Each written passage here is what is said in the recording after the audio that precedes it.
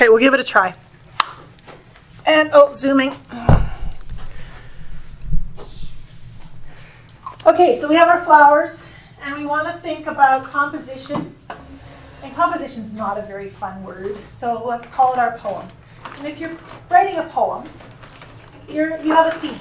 You know, we have, and I think that's such a great term. I'm so glad I made it up. So we have our theme, we have our groundwork that it needs to be built on.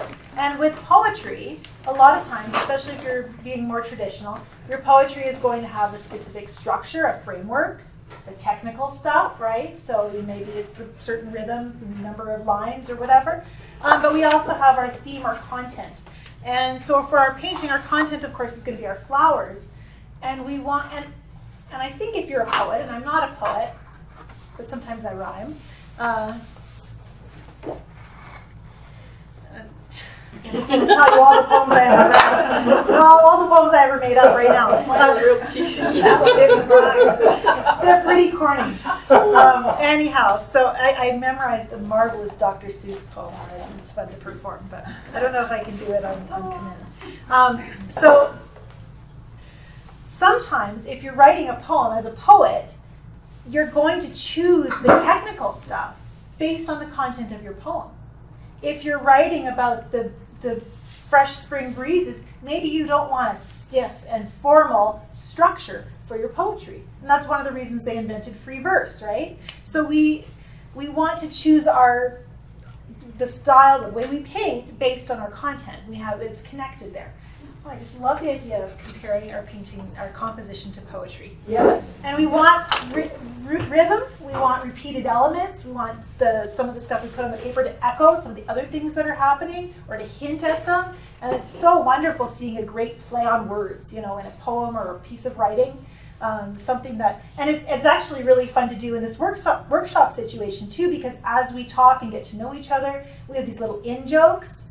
And so, you know, something I referenced that happened yesterday, we can pull it back into today, and then we all have this commonality that binds us together. So it's like this, it's a community building actually exercise. It's really cool. It's the dynamic of conversation. And you have that with people you spend time together. That's why our old friends are so much fun to hang out with, because you can, you know, make a joke or use a phrase and they know exactly what you're talking about because they were there. We do know that for this particular poem, we need some good yellow going on. So I'm just going to clean a space on my palette. And maybe that's part of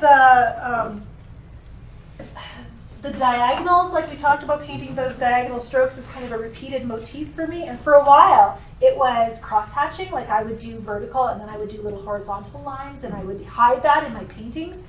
And I didn't know why I liked doing that. It just felt really good, so I did it. And that's part of the poetry, right? It fit in with what I was doing. It didn't feel like it supported it felt like an accessory to what I was painting, and yet it was one of those little threads that helped keep that flow going.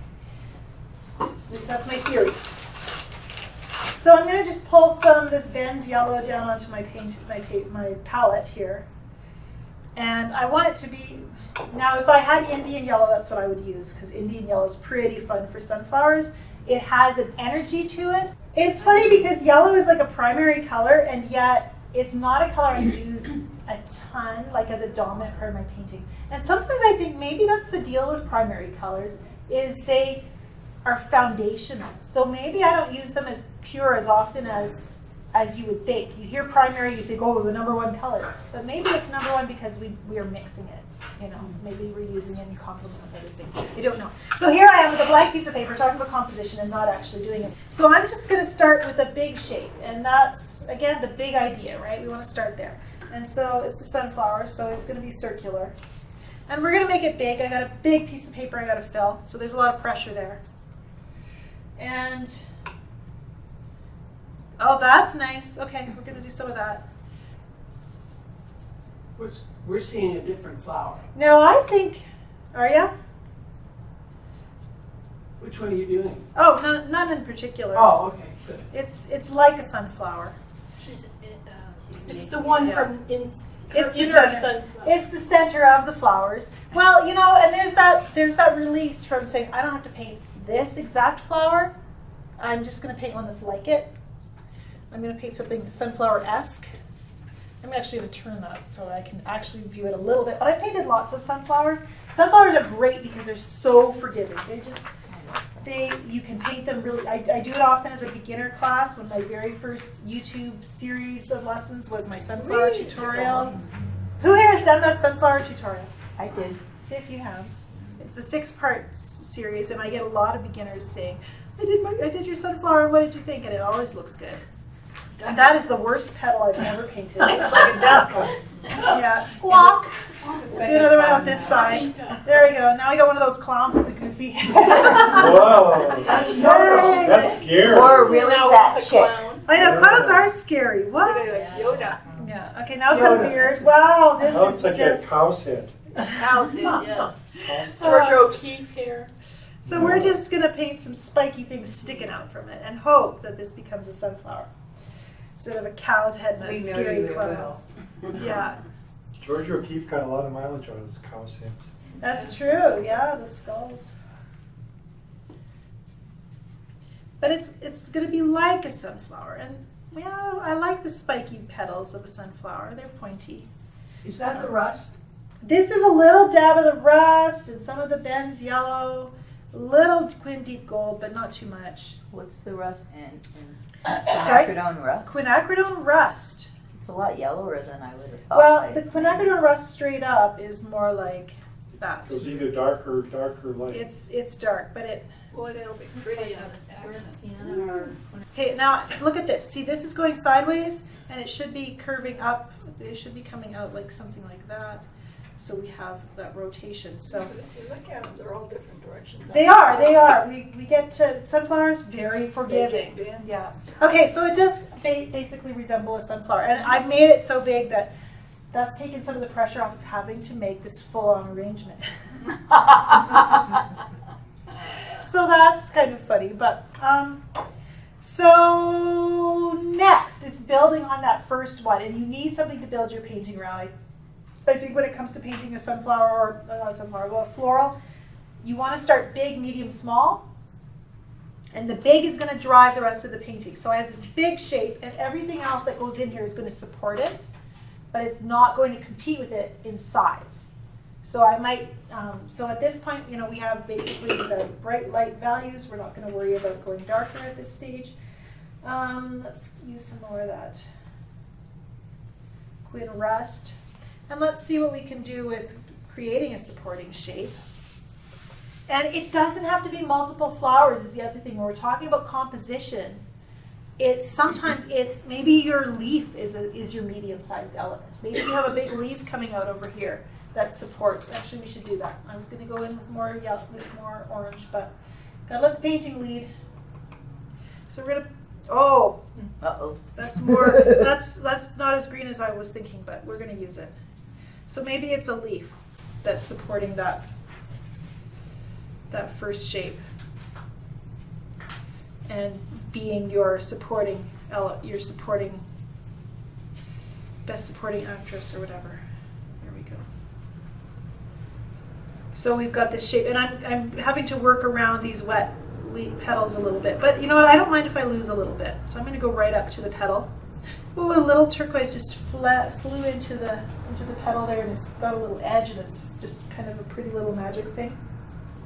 So now we have this shape that kind of counters this big shape, and then this big shape, and then immediately from there, the adjacent possible, we have the next step is revealing itself, because with this shape and this shape, we need maybe something to balance out on this side.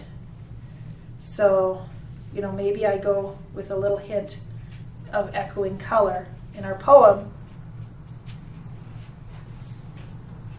Another petal up here. And I'm not in a rush, because I think our anxiety does more to ruin our paintings than would happen if we were just a little calmer.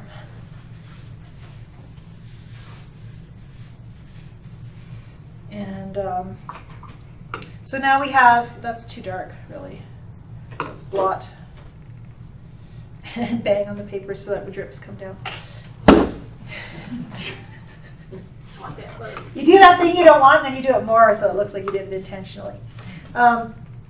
yeah, we're getting a big watermark in here, but I'm not worried about that because I know my center of my flower is going to be dark and I can work around it. I'm going to just add water to. I've just removed this hard edge that was here, my turquoise touching my petal, by actually washing the turquoise right over that petal. Because people are very forgiving. When you have a thing bleeding into another thing, our brain is finishing everything. Our brain is finishing your friend's sentence before they finish the words. I have a friend who actually physically completes my sentences. It's really annoying. But but our brain does that. That's why we're so good at Pictionary. We see somebody start something and we're like, that's a hippo. Obviously a hippo. And it's like it's one tiny mark. So a broken line can be more interesting than that perfect outline. It gives this tension and it finish my sentence. Challenge accepted. But our brain sees a broken line and it actually engages, I think, it connects more quickly than something that's completed to flawless perfection. Because we have to connect to it, we have to engage. So there's a thought. Okay, so now what? Let's try to use our Queen Anne's lace to help us here, because I don't feel like another sunflower. I think another sunflower would add a heavy thing over here. It wouldn't feel right. And this is where we need that adjacent possible. We need to be open to it, because when I came in here thinking, okay, we're going to paint a couple of sunflowers and we're going to sprinkle in some of the Queen Anne's lace, suddenly my couple of sunflowers isn't fitting so well on the page because things started to evolve. I started with that circle that was maybe a little bit too big, and now I've got to adapt. And this is where our problem-solving skills get tested. And this is good because this is why I think every child should learn art, because and every high schooler, because problem solving is the best thing we can bring to any career. And I'm holding my brush still in the middle so that I don't clamp down. If I'm holding my brush here, I know I'm going to be working a lot more stiffly, really focused on detail. Pay attention to how you hold your brush, and you'll understand the marks you're making. So holding my brush, the further back I hold my brush, the less control I have of the point, the more organic my marks are going to look. Releasing from the need to be perfect. This is mark making too, mark making is fun. Mark making is something, if you don't feel comfortable with the mark, or if you don't love the marks your brush is making, use your warm-ups as a time to do some mark making. And I like thinking calligraphy. Oh, and these Queen Anne's lace stems are a little bit bendy here in my bucket, so I'm gonna keep that in mind as I paint them. And now I have a line. I have this beautiful line, and it's echoing these drips, and I think it's kind of working. So that makes me happy. So this shape over here, does that mean I should maybe do some more line over here? What does the painting need? We talked a little bit, I'm not sure if everyone was here when we were talking about Klimt dots. Klimt dots. Because we couldn't spell it, so it was a spelling lesson as well. Trying to figure out. And this is not something I actually know about, so here I'm teaching it to you before I know it. So yeah, the next workshop will get the full version. But my friend Judy was telling me that when she took a workshop with Jeannie Carbonetti, Jeannie was talking about at the very end of her painting, she puts in Klimt dots. And these are dots, Klimt dots, like Gustav Klimt. He does those amazing kind of Art Deco style paintings. Beautiful. A lot of gold. But, in gold. Yeah. And The Kiss, one of his other famous ones. And anyhow, so he used dots. He used little marks all over his paintings to guide the eye through the painting. And so Jeannie Carbonetti was teaching my friend Judy, at the very end of the painting, you look for how you want the viewer to go through the painting, and you add little pops of color in those places. So we think about that as we're painting. We can use mark making to do that as well. I'll pull it over and we'll look at it. In this landscape, we ended up with pops of the sunset color coming through the mountains. they're my clip dots. I didn't really, I mean, I put a few of them in after the fact to kind of reinforce, but it was reinforcing what was already there. So I think that's where you want to focus your attention. In something like this, it might also, it doesn't have to be a dot, it could be a line. So we'll think about that as the painting evolves. Right now, what does it need? I think more something down here. So let's let some color happen. We've got beautiful freshness. You know, look how bright this is. So I don't want to lose that in my poem. You know, we don't want to be talking spring flowers and then all of a sudden death, death, death. If you're talking a poem, I don't know, it just seems like it doesn't fit. So we want to avoid doing well, we want to avoid doing that in our paintings, you know. We want to stay with our theme. And sometimes we do that because we feel like our painting is getting a little boring. So we're like, well, we're skipping along, but it's getting a little dull, so death, death, death. So we do something completely out of character for what the painting requires. So I really try to be careful. That doesn't mean I won't throw a big dark splash of color into my painting. I've shown you that. Here I threw in some darks, but I think it was in character still with the painting. Or I threw in enough that the character of the painting evolved. So if I'm feeling this is too fresh and I want to make it richer and more complex, I have room to do that because we can build up our darks in watercolor. But I want to be very intentional about when that happens and why. So here we are. And a little bit of rambling happens because I'm not always sure of the next step. So we pause and we talk until my brain gets a chance to catch up. And I really believe in the power of the pause. I didn't ask any of you to bring a blow dryer to this workshop. To dry your paintings so that you could do the next step, because I don't expect your brain to keep up with your blow dryer. I love giving my painting, giving myself a chance to paint only to the next step that I can see. Okay, painting to your plan. See, I did remember because I asked you to remind me, so surest way to never forget something. So I used to tell my students that you want to paint quickly because watercolor dries quickly. And we're in Arizona, so watercolor dries really quickly, right? Yes. But if you're, I think that then you get this anxiety that you need to hurry. We don't want to have anxiety. We don't want to paint with anxiety. What we instead need to do is we need to think slow and then paint fast. And what I mean by that is take the time to have a plan in your mind. Know what you're going to do in your head before you start painting. And when I'm in a workshop situation like this and I'm teaching a warm-up, I verbally told you, wait until I'm done painting, then it's your turn.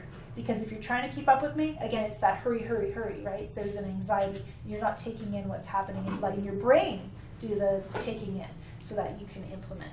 And when I'm painting, what I've found out is I would start a painting, I would take a break, I would go home, go to the house, make supper, do laundry, feed the family. 3 days later, I'd come back, and there's my painting. And I've been thinking about it all of that time. I've been thinking about that painting, you know, with the part of my brain that wasn't doing laundry. And so I always use laundry as my example, which I mostly make the kids do the laundry.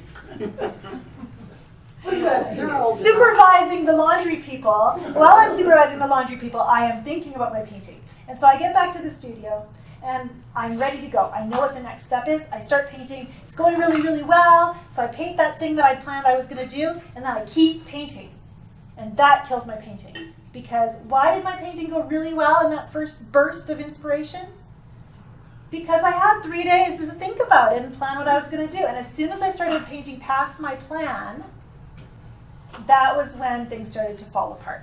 And now, of course, I'm getting better. I've learned a lot of coping strategies in 20 years. And so a lot of what you see happening here is all those years of coping strategies of problem solving that are coming into the fore. So now I have a little toolkit, and you guys have a little toolkit.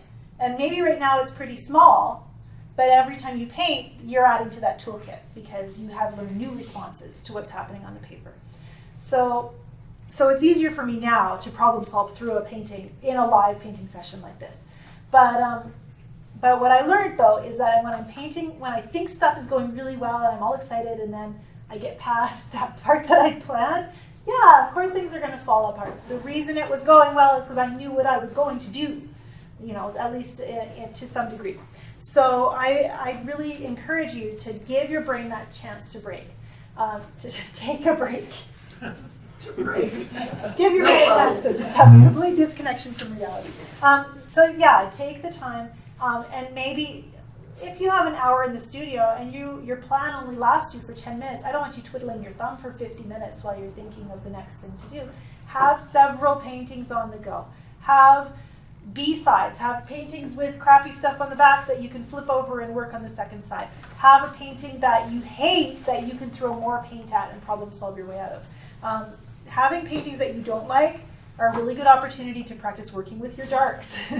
Adding lots of dark color and just seeing what you can do. And negative painting. And I told Kevin I was going to talk about negative painting. There's stuff happening in this that I'm going to need to problem solve my way out of. There's a big watermark right here that is going to dominate the entire painting until I learn until I paint something to balance it out. I don't have to erase it. I don't have to try to lift it out. But it's already looking like that raised. Yeah, so center. I can use it to encourage that feeling of texture, and that's what the strategy will be. I have to decide where I want my dark values placed. Right now I have, if we squint at it, we can see a pop of dark value here. We can see dark values in here. In our petal and our leaves here, I think a little bit as well. And so we have to figure out how, if we want our dark values to be increased in those areas, if we need to add dark values to balance this out a little bit. This first layer is just the beginning. The foundational shapes have been positioned. So big shape, medium sized, and this medium and medium kind of connect. You see how I even used a little green here? It kind of curves around the flower, so it's supporting that focal point. Touching on three sides, 1, 2, and 3. We have elements that are connecting our paper, our scene, so the painting feels anchored. And then we could decide if we wanted to, you know, add what we want to add in to increase it. Maybe we want to put more stuff down here. But I think the next step would be to give this a chance to dry, start working on the detail parts of the focal point. When you're working on your detail areas, start with the focal point, because if you put a whole bunch of detail in this flower over here, you are committed. You have no choice but to put the equal amount of detail in the rest of your painting. But if you put detail in your focal point and it works, you can leave a lot of things unfinished that support it and don't distract from it. And then the other thing I like to do is I like to go back and forth. So I don't paint this to photographic detail and then also need to find, you know, then this needs to at least have a medium level of detail if this is super detailed. So sometimes it's like put a little detail here, put a little detail here, jump back and forth to balance everything out. So we'll work on that in the next layer. Here I just worked on those foundational shapes. Big, medium. This I guess would be a small shape because it's kind of busy a little bit. And it's lighter, you're right. It has a lighter weight, so it comes across as that smaller shape. And yeah, so, and then these don't even matter except for they do add kind of a freshness to them. So they kind of contribute to the mood, even though they're not compositionally, like, I don't know, this dramatic placement. So I'm gonna let it dry, and then I will show you some more. We'll do some more detail on that.